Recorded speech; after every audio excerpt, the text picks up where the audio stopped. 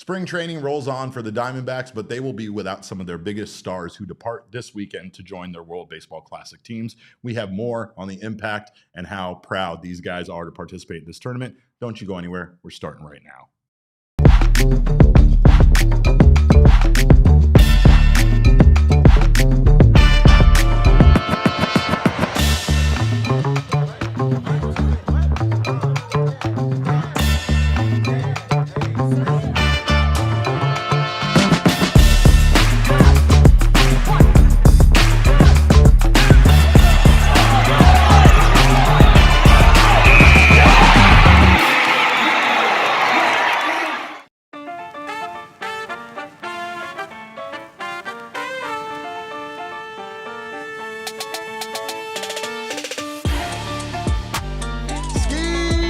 Happy Friday to you all. Welcome into another edition of the PHNX Diamondbacks podcast, live from Studio K, presented by our friends at Circle K.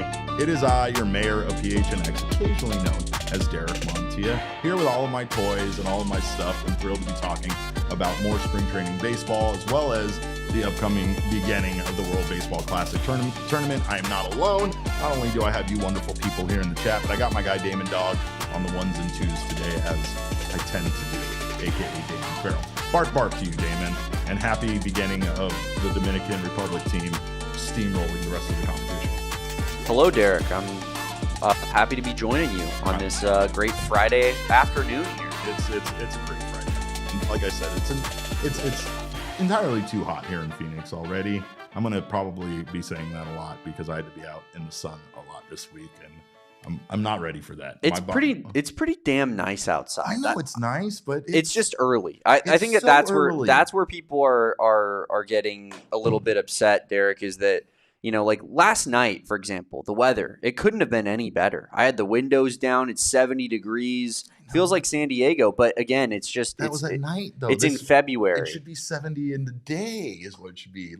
High 70s, low 80s. That's the most that I want to take right now. Yeah, I mean, you got that hat on right now. I'm sure that's what the weather's looking like in Puerto Rico. Oh, Nolan Arenado cannot wait to experience this weather, which apparently he has never had the chance to experience before. We are going to get into that when it comes into the World Baseball Classic. We have more from the clubhouse, from those guys, and from Torey on the preparation that these players have to put in here in order to be ready, not only for the beginning of World Baseball Classic games on March 5th, but also how this impacts their readiness for the 2026 season. All signs point to this being a good thing for this team, but we'll get into that. But first, of course, we do have the Diamondbacks' very odd 13-10 victory yesterday over the Royals. I don't know, like, this was a weird game because I was running around all over the stadium, getting video, talking to Eduardo Rodriguez. We got a chance to speak to Christian Mena on his injury a little bit. And this was a game that started out scoreless, was 2-0 in favor of the Royals. Then next thing you know, you blink and the Royals had an 8-0 lead. The Diamondbacks, based on a couple of big plays there, including one from Oscar Mercado that scored a bunch of runs in the fifth inning, got them back into it, and it was 8-4. And I know, look, nobody cares about spring training results, but this one was a fight. This one was a dog fight. As you can see in a lot of these games, the Diamondbacks are giving up a lot of runs, as are a lot of teams so far. Once you get to those minor league pitchers, things tend to kind of escalate quickly. However, shout out to Luke and Baker for delivering an absolute monstrous home run to give the Diamondbacks the lead. He gave them a 13-10 lead late. That was in the bottom of the eighth inning, and the Diamondbacks were able to close that one out in the top of the ninth inning. Ketel Marte did not stick around very long. He was 0-2 with a walk. Perdomo 0-3 yesterday. I believe that's the first game where he has not registered a hit so far in Cactus League play. Meanwhile, Gabriel Moreno still hitless.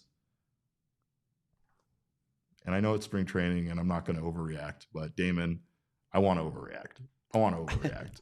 I mean, he's still hitless, but Nolan Arenado, he was up, I think, 2 at bats. He walked once and was 0-1 besides that. But again, overall, a good team win with the way, especially the young guys kind of, stepped up there late. A couple of guys that would be on the major league roster, as Robert Berman is bringing up. Cade Stroud did not have a very strong outing yesterday. He went 2/3 of an inning. He gave up 3 hits and 2 earned runs. He did strike out 1. Ryan Thompson gave up a hit in his 1 inning of work, but he struck out 2. And then Eduardo Rodriguez, he got the start on the mound for the Diamondbacks. He went 2 innings strong. He gave up 3 hits, was able to turn a double play, had some good moments in there. Again, nothing crazy, but was getting pretty decent velocity overall on like his fastball and such. He said he was working on his curveball. He threw 5 different pitches. I believe it was registered as 6 different pitches because they started to call his curveball a slider a little bit based on the movement overall. But again, this was we had a chance to hear from Torey Lovullo. Let's hear from Torey first on his thoughts overall on yesterday's win. This is what he had to say.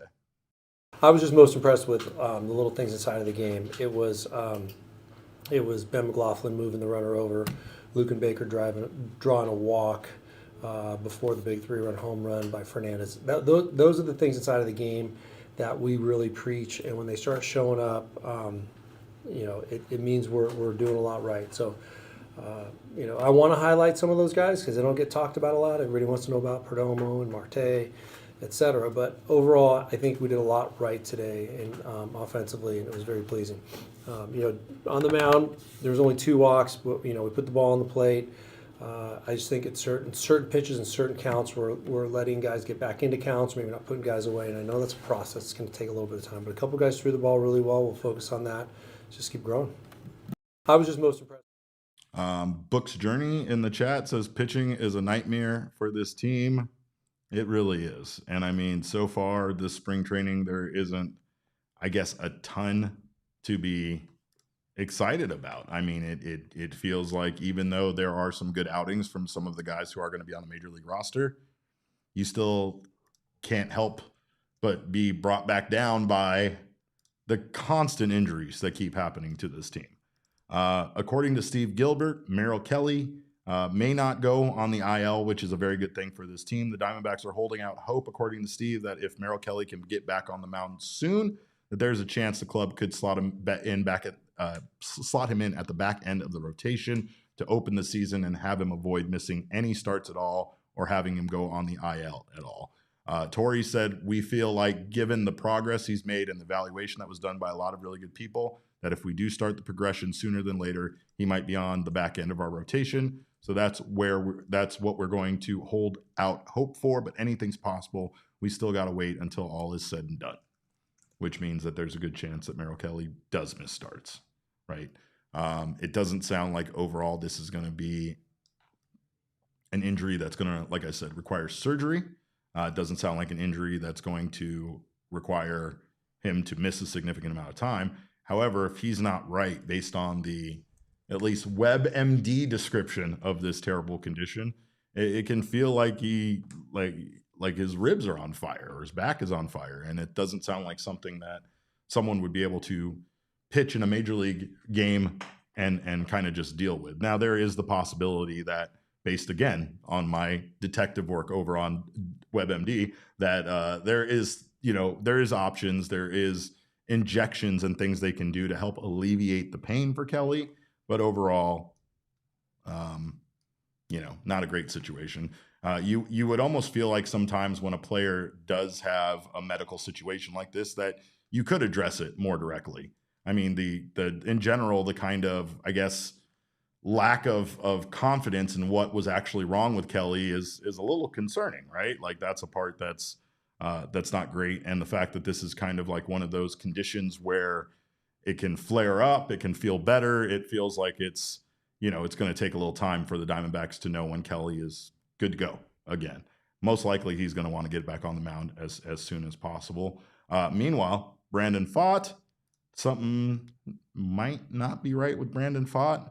Right, according to Nick Picoro, he said Brandon Pfaadt is being slow played because of some side issue that popped up during the offseason. Manager Torey Lovullo said shouldn't prevent him from being on time to start the season. He was pitching in a backfield game yesterday. Torey said after the game that Brandon Pfaadt looked good, and that was it. He didn't get into any kind of details in regards to him, so hopefully hopefully there's not another issue here with Brandon Pfaadt, because Damon, we would have to riot at that point. Yeah, there's been too many pitching injuries already. We've tried not to riot too much. We try not to get too rioty around here, but we might have to riot. Meanwhile, Christian Mane yesterday told reporters, including this guy, if you want to call me a reporter, that his right teres major injury that shut down his season in June of last year is back. That's the injury that's keeping him, that's causing the Diamondbacks to shut him down. He said it will not require surgery, and he's waiting for an update from medical on the next steps. So, yeah, there's that. A lot of uncertainty here. A lot of uncertainty when it comes to what's going to happen here with players on the IL. But Torey did discuss Eduardo Rodriguez's day yesterday, how he looked, and, you know, again, the preparation that's going into getting these guys some time here in camp, especially in a spring training game before they go join their WBC teams this weekend. This is what Torey Lovullo had to say about Erod's day yesterday. Yes, I actually was late getting down there, so I was watching a couple of innings on TV. But the one at bat that stood out to me was the double play ball. You know, I didn't know how hard he was throwing. I just was watching on the in-house TV, but it was a fastball away, hit the spot, two-seam fastball, hit the spot. Those are the little things he does really well. And then I know there's a little added velocity from what I was told. Pitching coaches said it came out real nice. So, yeah, we're really pleased with where he's at and what he's been doing. You know, he's one of the guys. He's going to transition out of camp. And I know he used his time as best he possibly could to make sure that he's ready to pitch for his home country. Well, pitching for their home country is a really big deal for these guys. And I know that obviously there's going to be an impact on this team due to the WBC, but is it going to be positive or is it going to be negative? There's a lot of risk here. And you're not just letting your players just go spend time with their family or something. You are letting your players go compete on an international stage at the highest level for a tournament that has become very, very important to these players.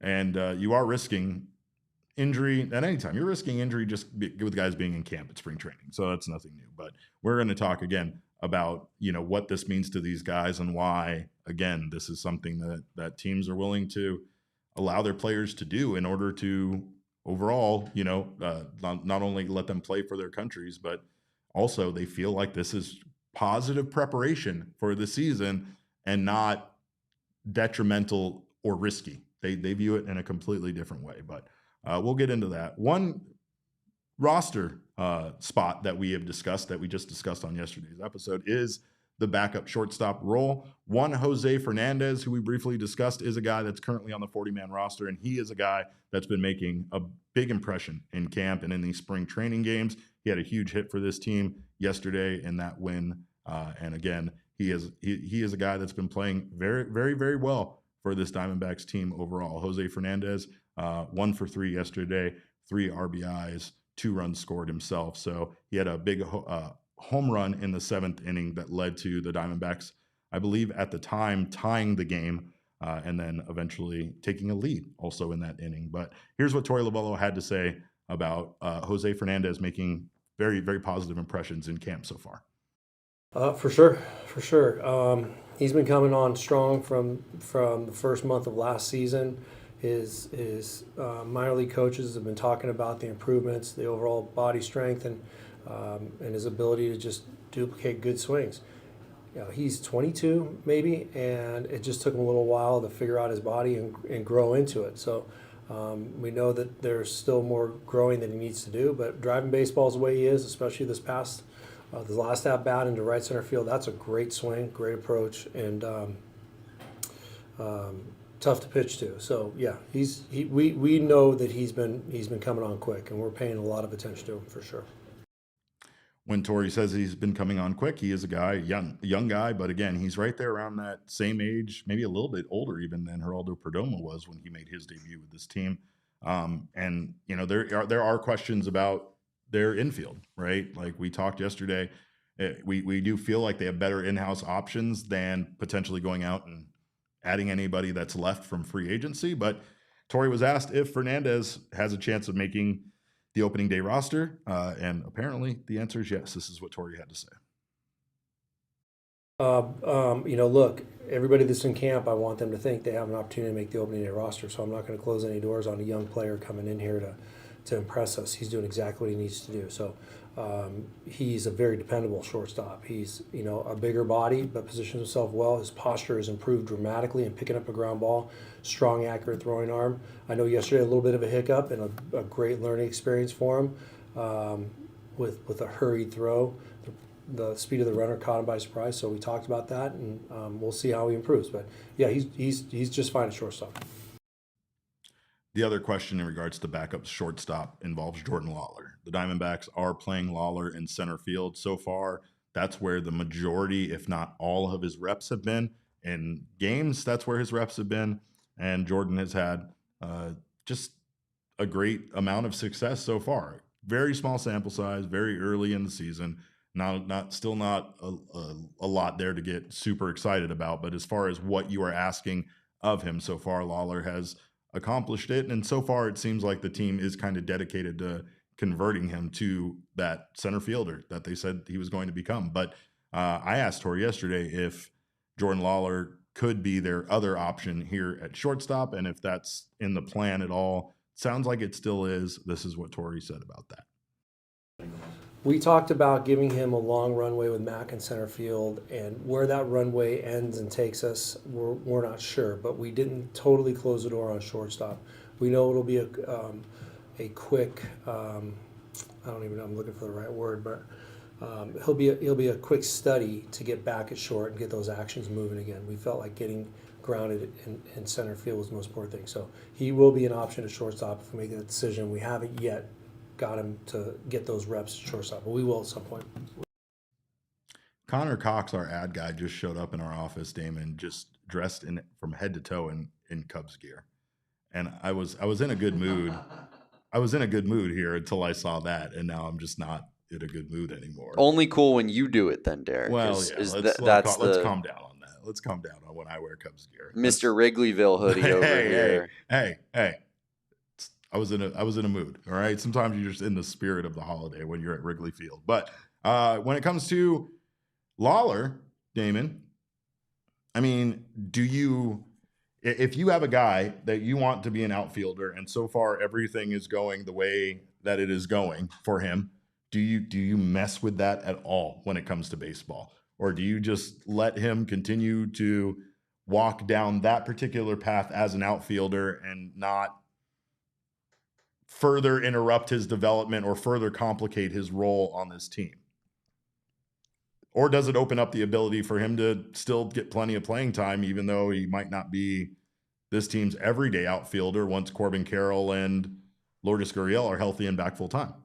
I think that's the answer, where it's like, Jordan Lawler has to figure out ways to get on the field no matter what right now. And I think that those at-bats and those innings are crucial. So if that's playing outfield, if that's playing infield, it's got to be whatever is asked of him, right? And I feel like, right now with the injuries to Corbin and Lourdes, like you mentioned, he's got the opportunity to be one of those starting outfielders. But you do need a backup shortstop over the course of a season, as good as Geraldo Perdomo is. And even if it's going to be for only, 5 to 10 games, hopefully, right? Knock on wood. Right. I think that's just an extra few at-bats that Jordan Lawler gets to, have. So I think, he needs to just do whatever is asked of him. And if they're going to ask him to be the backup shortstop and play some outfield, I think that that's entirely doable.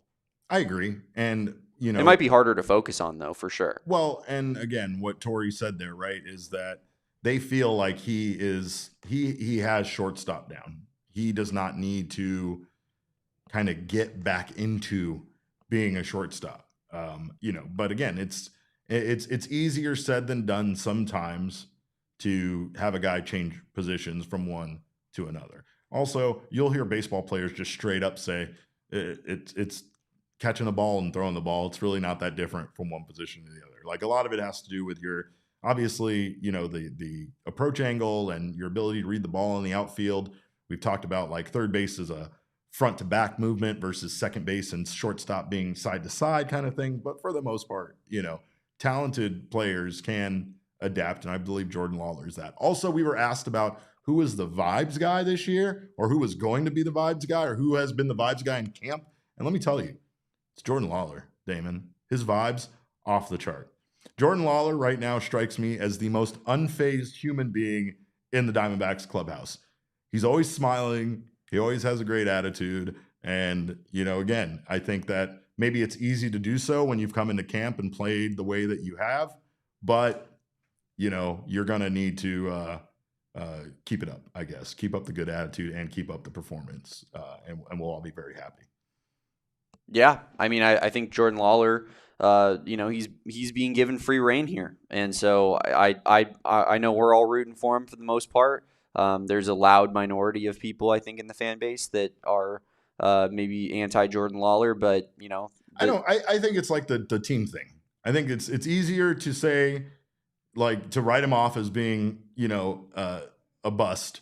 And then when he does do well and when he proves you wrong, eating your words is much easier because that means that he's a good player on your team that you root for. So you're like, yeah, I don't care if I was wrong. I'm glad Jordan Lawler's good, right? But if he's bad, did you just crack the Damon dog code? Yeah, I'm sorry. I'm trying not to put all of your secrets out on the street. But this is how Damon is impenetrable. It's because if he takes that attitude, he wins. And it's not fair. It's not fair. It's a win-win for Damon every single time and every single one of those people that want to doubt folks. He's a bum. I'm an optimist. He turns out to be good. He's the best. I always rooted for him and wanted him to do well. I've seen Damon be in the middle of calling a guy a bum, where he went from he's a bum, he's him. Yeah, he is him. There's probably been like 6 times where I've been like talking about Pavin Smith, just like, and what does this guy do? Get him off the damn roster. Oh my God, Pavin Smith! 3 home runs in a game. Yeah, that's how it is. But we're going to take a quick break. On the other side of this break, we have lots of World Baseball Classic news to talk about, including Nolan Arenado never having been to Puerto Rico and my laundry list of things that he has to do while he's there. Don't you guys go anywhere. You are watching the PHNX Diamondback show. Oh, sorry, Derek. I did the thing again. Oh, he did the thing again. No, that's all right. Damon, Puerto Rico. It might have to be our backup trip to Mexico City now that there's some. I'm so down. Somebody I know and follow on Instagram right now is in Puerto Rico, and I'm like, I'm unreal levels of jealous right now. You Derek. should be, because it's an unbelievable experience. The ocean, the sun, everything. I'm like, why am I here? Pina coladas were invented there. The home of pina coladas. Come on. I was lucky enough to be there during Pina Colada Fest week, whatever it was. It was amazing. It was great stuff. But all right, we ready to take a quick break? We're going to do that. We're going to talk about World Baseball Classic and drinking pina coladas in Puerto Rico on the other side of this break. You're watching the PHNX Diamondback show. Well, I love a good staycation, and Gila River Resorts and Casinos is bringing their Vegas residency right here to Phoenix so that we do not have to travel all the way through the desert to Nevada to enjoy all of the same great entertainment that you can get from Gila River Resorts and Casinos during this period of time. Right now, Gila is introducing the Vegas vibes here in Phoenix. Now through April, the Vegas residency at Gila River Resorts and Casinos brings the energy, the attitude, and excitement of Las Vegas straight to you. And again, just right here in town. No traveling, which is the worst part of taking a vacation. Stay here in town. Have yourself a wonderful weekend. Enjoy exclusive concerts, extended DJ sets, showgirls, chef-driven dining, pop-up bars, and surprise cameos. Maybe from this guy right here.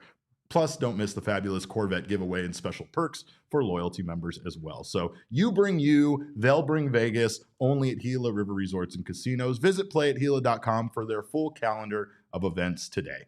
And speaking of events, you do not want to miss out on the historic event happening out at Phoenix Raceway. You already know Phoenix is the best place to be during this time of the year. It's a little hotter than we would like in March, but it's hot out at Phoenix Raceway with the excitement and all of the action that they are bringing. For the first time ever, NASCAR and NTT IndyCar Series are racing during the same weekend at Phoenix Raceway, and you get a front row seat to all of the action. You can be there for the roar of the engines, the smell of the burning tires, and, of course, seeing all those cars round turn 1 and come in The excitement is unparalleled. You just won't find it anywhere else. You won't experience it the same way unless you come experience it in person. You can also get down on the Desert Diamond Casino infield experience, where you can catch the pre-race concert, walk the track, talk to drivers, get pictures with the cars and the drivers, go inside the garages, and more. So do not miss out on these wonderful options during this historic weekend.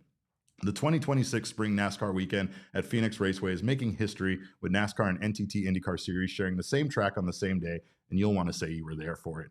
NASCAR and NTT IndyCar Series Weekend at Phoenix Raceway, March 5th through March 8th. Secure your seats now at the link in our description.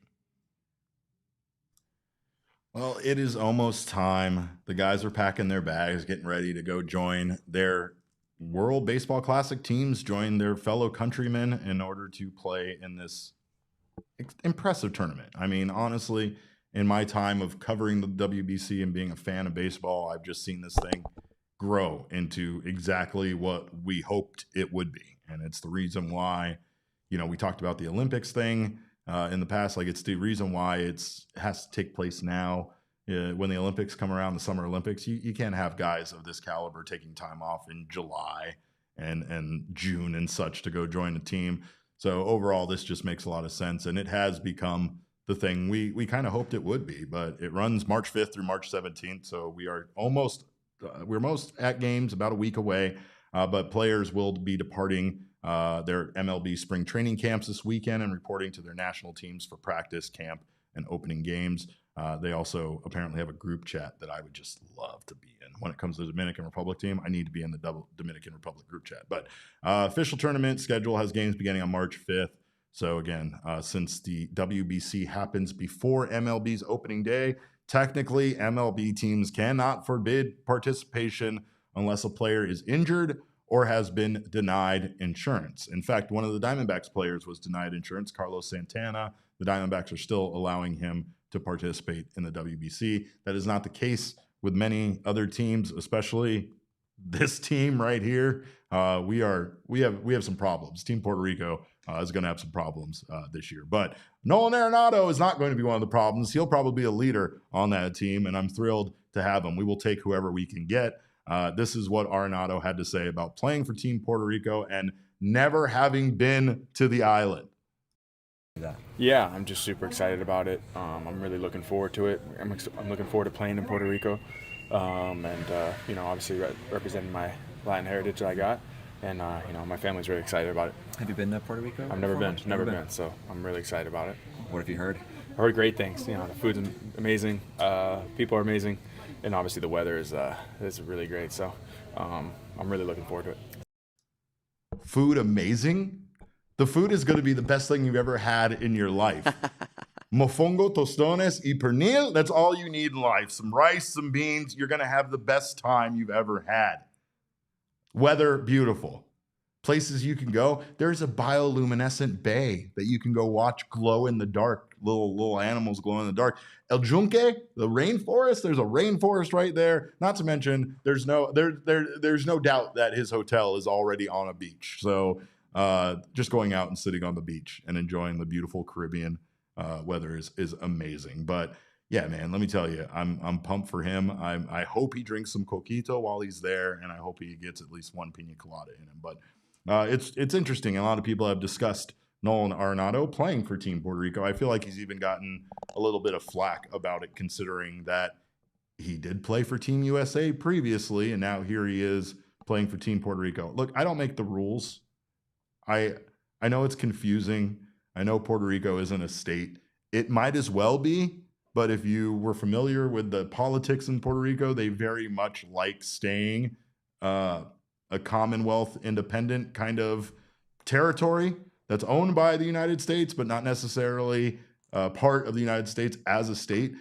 Things do get complicated for a Spanish-speaking country like that when they become a state, right? They have to convert everything into English, which right now most of everything they do is in Spanish.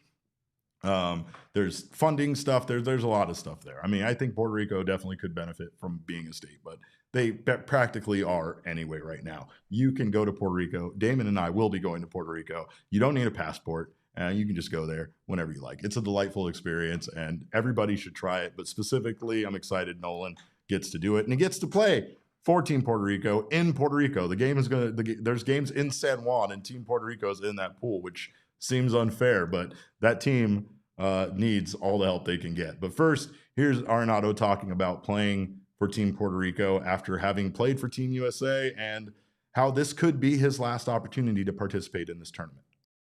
Yeah, it's a little weird. I mean, for sure, I was a little on the fence about it, but Yadi called me. I had a great conversation with him, and he made me really comfortable about it. And I didn't get asked by USA, so I don't feel guilt there because I never was asked. But this is gonna be the last time I ever get to do it since I don't know if I'm gonna keep playing baseball by the time the next one comes. So I gotta I have an opportunity to do it, so I gotta do it.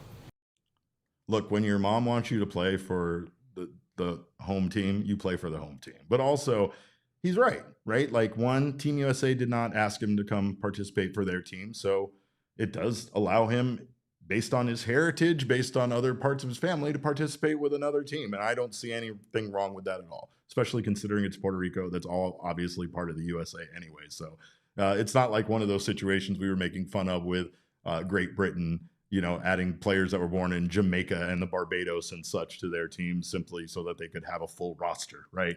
But I will say that when he says this is his last chance to participate, that's a big deal. And I think that is the reason why, he doesn't need our blessing, but it's the reason why everybody should be happy for him to go participate in this and play in this tournament.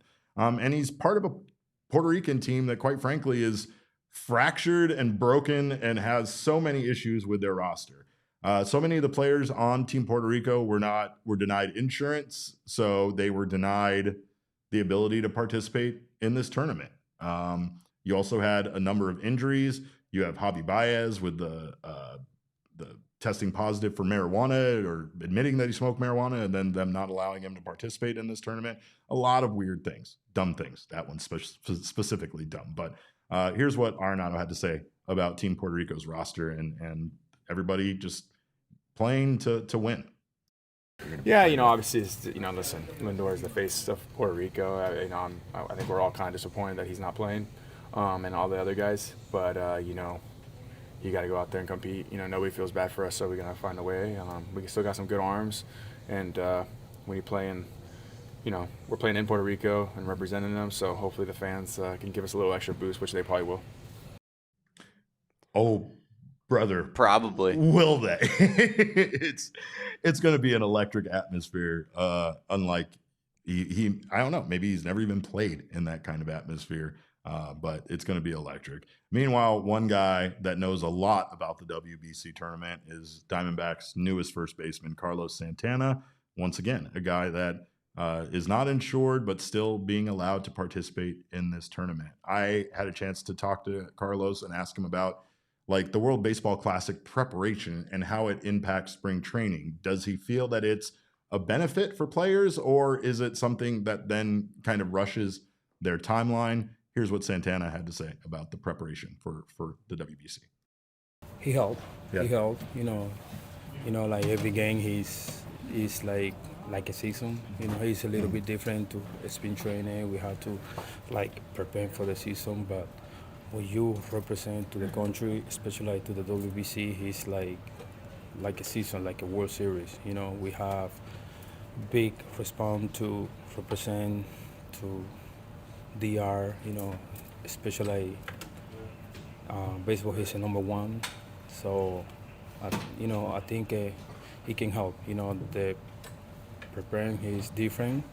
You have to push a little bit more your body. When you come back, I think you're ready to go to the season.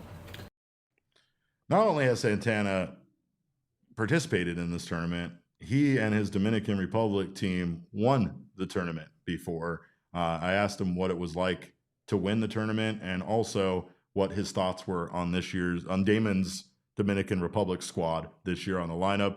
Here's what Santana had to say about how important the World Baseball Classic win was to him personally.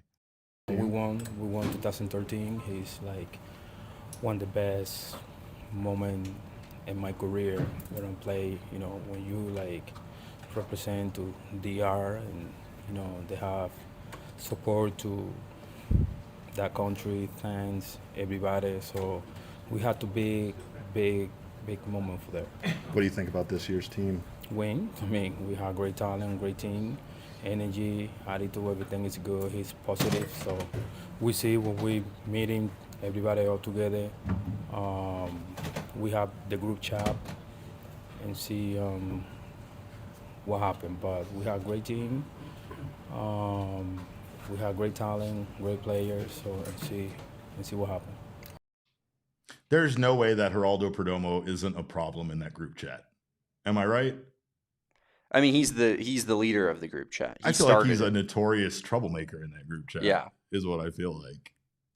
But anyway, well, Torey discussed after yesterday's game the World Baseball Classic preparation, and if there has been a sense of urgency this week to obviously get these guys playing time. We've seen some lineups that featured more starters than we would normally see this early in spring training. A lot of it involved those guys, that infield of Ketel Marte, Geraldo Perdomo, and Carlos Santana, also Nolan Arenado as well. Now, one benefit here overall is that those guys are going to the same team with the exception of Arenado. And we've talked about this, but you got to feel pretty good as far as spring training preparation that our infield is going to mostly stay intact when they are a part of that Dominican Republic team. And again, just going to continue to build chemistry with each other and continue to get prepared for the regular season as they tackle this tournament. But Torey talked about there being a sense of urgency here with the World Baseball Classic preparation. This is what he had to say. A little bit, yeah. It's part of it. We knew what was going to be happening. There's been no surprises. Nobody's leaving earlier than they expected. We knew it was going to happen. So yeah, I think when we talked about it, it made me a little uneasy. But I like that 3 of our 4 infielders will be going to play for the DR and working together. I know that Nolan Arenado will get his work done. So I just like getting to know the players, see where they're at, and watching them and studying them. And I'll miss that time, but we'll be back in here, and we'll be watching a lot of games on TV as well. Well, again, this is something that the Diamondbacks overall have been very positive about. Not only have they been supportive of everybody that wants to take part in this tournament doing so, they also have been kind of excited about the fact that they feel like these high leverage games in this tournament is going to better prepare their players for the regular season. They feel like by the time these guys return home in late March, that there's going to be, they're going to be season ready at that point. And in some cases with spring training and the way that the starters don't get like a lot of playing time or a lot of time to be in games, that might not necessarily be the case. There is going to be a lot of manipulation of some of these stars. Like there is no way Team USA is going to get to use Paul Skeens and Tarek Skubal that much in the World Baseball Classic. But it still is going to, I think, better prepare everybody that's involved. And with the Diamondbacks having 12 players and a lot of guys that are going to be on the opening day roster as a part of this tournament, it's at least makes you feel like, hopefully all of these guys will have an advantage here when the regular season starts. Eduardo Rodriguez is another one of those guys. He spoke yesterday about playing for Team Venezuela and how much pride he has, for doing that. And again, this is one thing that I heard echoed from these players time and time again. This is something that they are excited to be a part about. Alek Thomas, he was like coming in from playing and, changing and stuff. And someone asked him about it and he was just pumped to join Team Mexico. So he is, again, this is something that these guys very much look forward to and is an honor to be a part of their national team. So we get to watch some amazing baseball games. We're going to be doing a watch along here. Don't think we're not. And Damon is going to be draped in the Dominican Republic flag when we do so. But we are going to take a quick commercial break. On the other side of this break, we are going to talk a little bit about the ABS challenge system and how the data for the ABS challenge system is available on Baseball Savant. We're going to get nerdy on the other side of this break. Don't you go anywhere. You're watching the PHNX Diamondback Show. Well, I am not looking forward to the fact that I'm having a garage sale at my house this weekend, but I am looking forward to all of the renovations I'm going to do at my home once all of that junk is gone. And thanks to the Window Depot, I am going to make sure I can do it with all of the things I need, and they're going to have it in stock there for unbeatable prices. The Window Depot got started as a window store, but now they are far more than that. You can get doors, skylights, cabinets, countertops, sinks, and so much more. Everything you need to accomplish your projects this year. And of course, they do have windows. They are an expert in windows, and they have the biggest inventory of windows you can find. Contractors love the Window Depot because of their job site ready quantities and their unbeatable low prices. Plus, no membership fee is required at all for contractors or for us. So make sure you shop online to make sure that you get everything you need, and then you can just pick up in store. They also have in-house designers that are absolutely free. If you want to help get started on your project at no extra cost, they make it simple. From counters to cabinets, they got you covered. And right now in their Tucson store, they do have flooring available now as well. So the Window Depot store, more than just a window store. Visit thewindowdepot.com and get started on your next project right now. And also, right now, stop by Circle K, get yourself something to drink. It's Derek's Thirst Stop. It's Damon's Thirst Stop. It should be your Thirst Stop because it is America's Thirst Stop. If you are thirsty and need something to drink, whether it's cold in the morning here in Arizona, like it tends to be, or very warm in the afternoon, they have you covered with the best prices that you're going to find on any drinks anywhere. If you are an Inner Circle member, you will save even more money. It's free. It's easy to download and get enrolled. Then you just use your phone number to start saving on things like 79-cent Polar Pops, 99-cent Frosters, and so much more. If you buy 3 Coca-Cola 20-ounce products, you will save 25 cents off per gallon on gas. That probably pays for itself instantly. Those Cokes are just free. So join the Inner Circle for free right now by downloading the Circle K app today. Terms and conditions do apply at participating locations. Visit CircleK.com for details. Damon, you know that we are big Baseball Savant fans around here. The biggest. We love ourselves some Baseball Savant, but what we weren't really prepared for was the fact that ABS challenge system data is going to be available, and currently is available. Forget going to be available, is up and is live right now on the Baseball Savant website. And you know that we are going to be basically tracking this all year long. This has some amazing information on it. Damon, I think we have some screenshots here of where, what you can see right now. We got the most successful overturns by batting team. You can also sort that by player. We also have the most successful overturns per fielding team. There for the batting team, Diamondbacks down at the very bottom of this list. Diamondbacks have 5 challenges. They've won 2, and they've lost 3. They're at a 40% conversion rate. Meanwhile, at the top of the list there, the New York Yankees, 14 challenges, 9 won. 9 of them won, 5 of them lost, a 64% win rate. They have flipped 3 strikeouts and added 1 walk. So that means that there were 3 occasions where those calls would have resulted in a punch out and instead did not. The Yankees right now are challenging at the highest percentage for batting teams of any team in baseball, and it's not even close. Currently challenging at 12%. You got the Boston Red Sox at the next highest challenging team at 9.6%.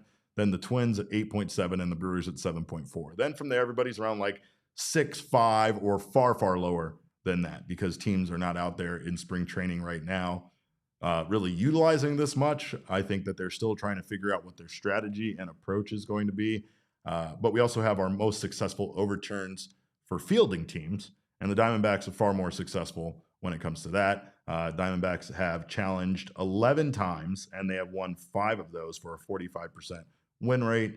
In fact, the Diamondbacks have flipped 2 of those for strikeouts, and they are challenging right now at a paltry 2.4% rate. So I actually would like to see the Diamondbacks challenging more because this is spring training, and now I feel like would be your time to do so. However, Alec Thomas put this to test yesterday, and I believe, if I'm not mistaken, he burned through both of the Diamondbacks challenges, and Torey Lovullo was none too excited about that, Damon.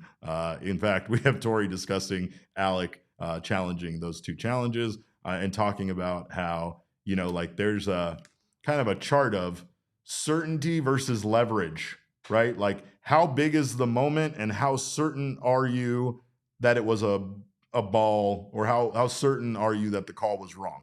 Right. So it's like, based on the higher leverage, I guess the more they're okay with you being a little less certain. But if it's a lower leverage situation, you kind of want your guys at a high level of certainty that the call was wrong before they go out there and test and try to challenge the call. This is what Torey had to say about AT's 2 challenges. Yeah. Those are the ones we talk about, right? How important is it? I thought the first one, I think it was probably the big margin. Gabby might have known that, but it was a huge at bat. So we talk about the impact, and we're graphing him, right? So the impact, and then the certainty. He probably knew it was a big impact with a little bit of uncertainty. So we okay those challenges. But the second one, I want to make sure, darn sure, because remember I talked about being left without any. The other team has to. It's definitely a loss of positional power to make those decisions. So I didn't love it, but I trust that he knew how big the circumstance was where we lost our second one. So we'll talk about it. Never want to hear someone of authority over you say we're going to talk about it. Not great, but again, they got to all get on the same page, and Torey still has to figure out his strategy for this year. On Savant's ABS pages, you can see challenge attempts and overturns, challenge rate and overturn rate, top performers.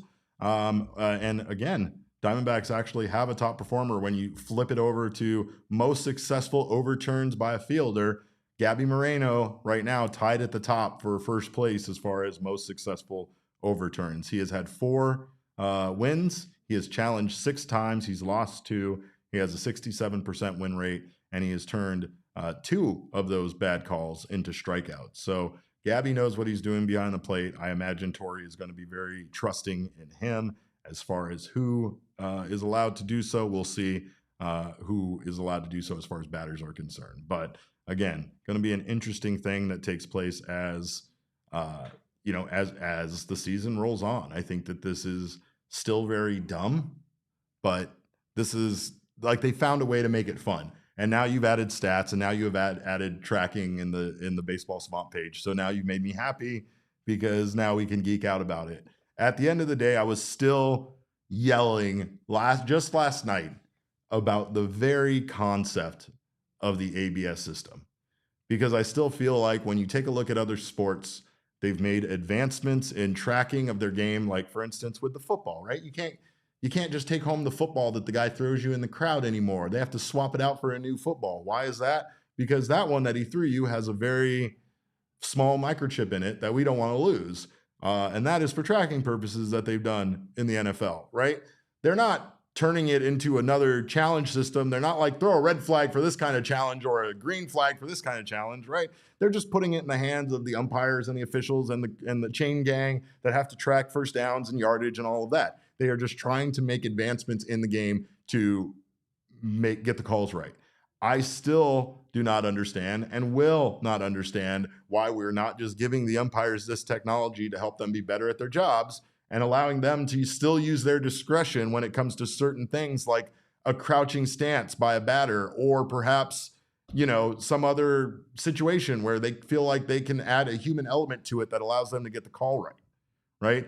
Having a thing in their ear that simply beeps when it's a strike and doesn't beep when it's not a strike could be so incredibly useful to the umpires. And perhaps umpires don't want that technology. I still think it's just dumb to turn it into this mini game. But then I like the mini game. So I'm so conflicted and I don't really know. Like, it's exciting, it's fun. They did a good job.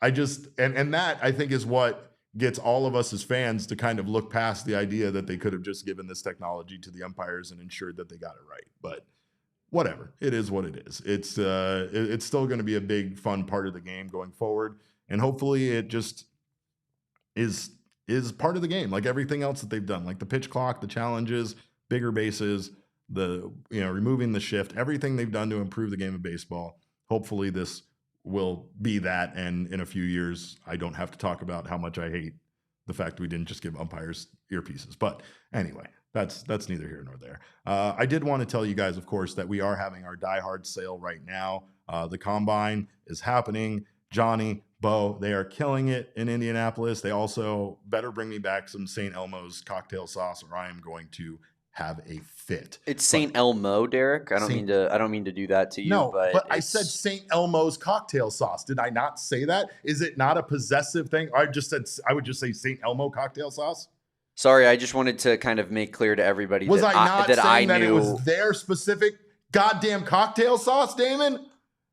I believe you said St. Elmo's Steakhouse cocktail sauce, which then would did mean I say that steakhouse? I believe you did. We can go back and watch the tape. We're going to fight about this after the show. We and then probably you're gonna prove will. me wrong, but it's not going to change my demeanor. I'm just going to be just as angry at you right now as I am at you right now. I mean, like I said, like I think I mostly just wanted to let everybody know that like I very much know the Fancy Steakhouse name because I've been there a few times. God. So and I've only been there once. Yeah. And you hold it against me as if that makes me, you and Greg Braggs both calling me a poor because I've only been there once. It's craziness. You guys are terrible. But you know what's not terrible? That cocktail sauce.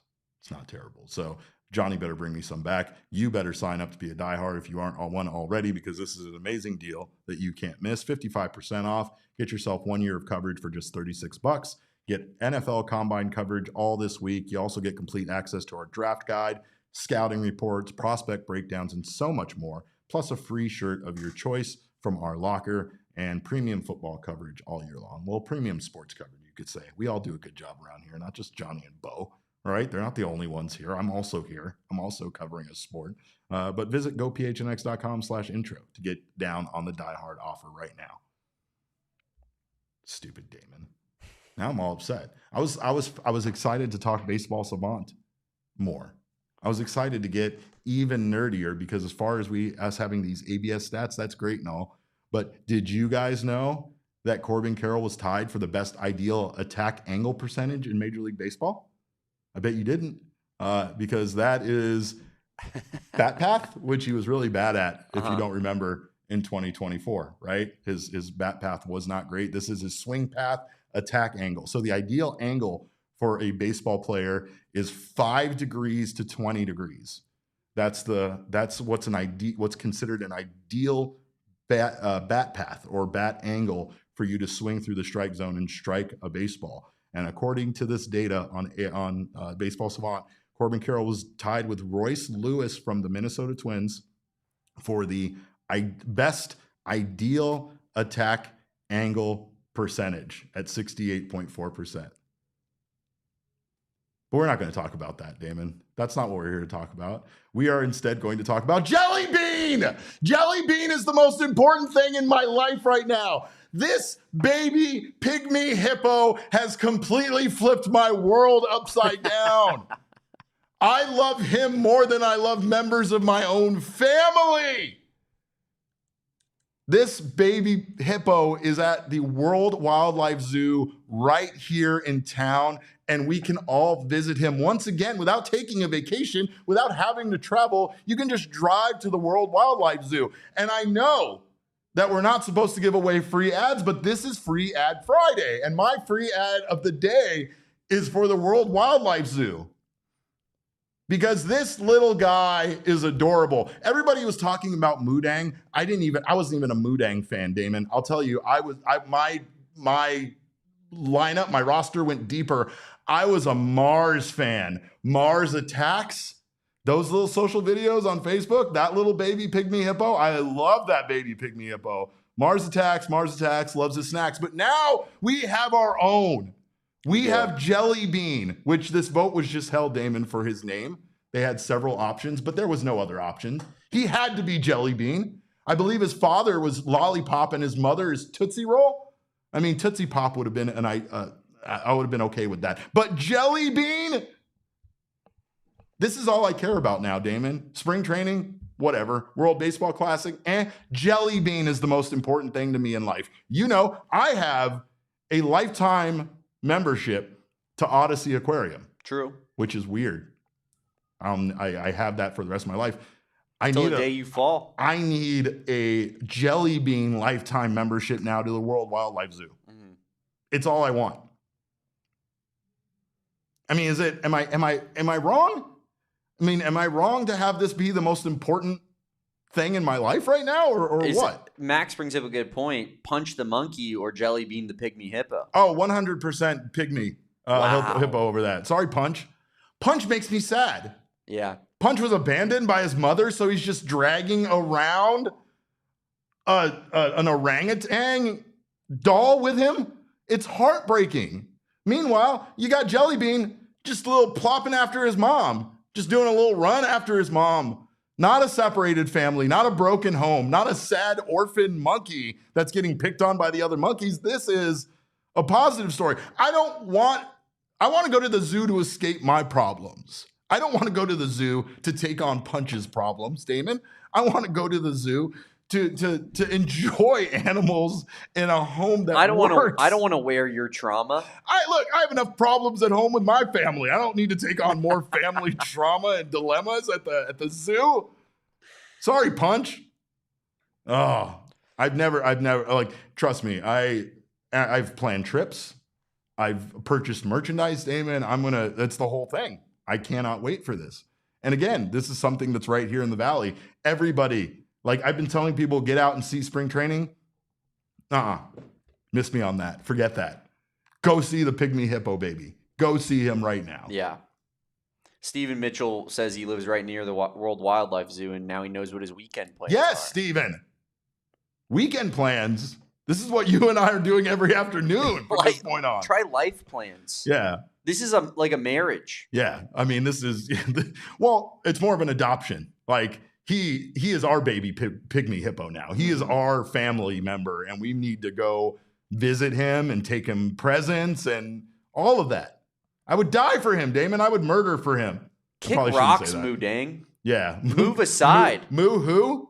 Who dang? Who dang? Who dang? Who dang is more like it. I mean, Derek, old news. That's all I hear whenever you say who dang. Oh, man. Old news. I was ready to just dive into this ideal attack angle percentage, Damon, and I was like, why should we even do a baseball podcast anymore? This is now a baby Pygmy hippo podcast is what it is going forward, and I won't be hearing any arguments or discussion otherwise in regards to that. But the Diamondbacks will be out in Peoria, my side of town, west side. They'll be taking on the Seattle Mariners. Speaking of adorable relationships with animals, we got Josh Naylor's relationship with Tucker, the I think he's a lab or a golden retriever, an older dog, where when stretching, Josh Naylor gives him treats and such. He just loves this dog and takes care of him better than any player has ever taken care of one of their teammates ever. And I might need to get out there and meet Tucker too. New idea. Do we need to get Jelly Bean in the Dbacks dugout? I mean, I feel like that's the kind of vibe change that this team needs. I mean, we're doing Hello Kitty Day, right? We're doing Harry Potter Day. We're doing all sorts of days this year. We need to have a Jelly Bean Day at the ballpark. Jelly Bean. Yeah, merch. but like I'm talking like, what about like a Jelly Bean postseason? Like we make the dance, and all of a sudden Jelly Bean is like our version of Ugga, our version of whatever. What's the Longhorns name at Texas? Oh yeah. Do we run Jelly Bean on the field? What do we do? I think maybe like out of the like as a kind of like when they say your Arizona Diamondbacks. Yeah. We have Jelly Bean kind of leads the charge out onto the field. Out, like just Ralphie comes running out a full sprint, and the team just comes charging out after him. Like at Colorado, how they have the Wranglers with the bison, and and then they put it back in the cage. Sco Buffs kind of thing. Yeah, no, 100%. Can you imagine running Jelly Bean all around Chase Field? The roar of the crowd. It's the best home field advantage in baseball. It 100%, really is. 100%. It's all I wanted. You hit the nail on the head. I thought I wanted the Alec Thomas giveaway hair. Yesterday I realized it would be better if it was part of a hat. Like it just has the part hanging out. I still want that, but I need this more. So and Jelly Bean against Gonzo, Matt Williams, Yeah. Randy Johnson, and Mark Grace. What if we got a Jelly Bean mascot that was one of the legends? Like just one of them's a hippo running against the other guys. Right? I love it. I love it too. But all right, well, we got to go watch some baseball. You guys should too, of course. Do it tonight because after this, Cattell and Geraldo and a bunch of those guys are going to be gone for a little while. So, of course, make sure you come on out. And if you do, let us know. I will also be in the Discord tonight doing kind of a live AMA from Peoria. So make sure if you guys are diehard members that you join me for that. Looking forward to that as well. But, of course, you guys know what to do. You can follow us on social media. I am at cap_caveman with a K. My guy Damon Dog is at Damon Dog with a DAWG at the end, and we're all Damon's dogs. Bark, bark. Our show is at PHNX_Dbacks, but as always, all roads lead to at PHNX_sports on Twitter, Instagram, and Facebook. Thank you guys so much for your time. We appreciate you sharing it with us. We will see you back here on Monday at 12 p.m. unless I see you guys tonight in the Discord. Until then, have yourselves a wonderful weekend. Behave yourselves. Deborah, talking to you. Let's see. Poppy Cream in the chat. That's a super chat for Damon. 199, Damon the GOAT. Miss you on Cardinals. I appreciate you, brother. It means the world. And of course, I gotta pop back on Cardinals from time to time. I miss my family over there as well. Yeah, you held the line, but at some point you stopped holding. We don't talk about that. Yeah. Anymore. Okay. All right. That's fine. We don't. That was a great time that we had here at PHNX Sports. Fold it up and put it in now the box. that Michael Wilson is him and Marvin Harrison Jr. was irrelevant this season, I think that we kind of just All right. But then Derek, the second that Marv's back, we held the line. We held the line this whole time. You get it, 100%. Yeah, so, like you said, it's a win-win when Damon's at play, no matter what. You cannot defeat him. He's undefeatable. But he is Damon Dog. I am Derek. We thank you guys so much for joining us. See you on Monday. Until then, have a wonderful weekend. And remember, kids, baseball is fun, but it's so much more fun when the World Baseball Classic is happening.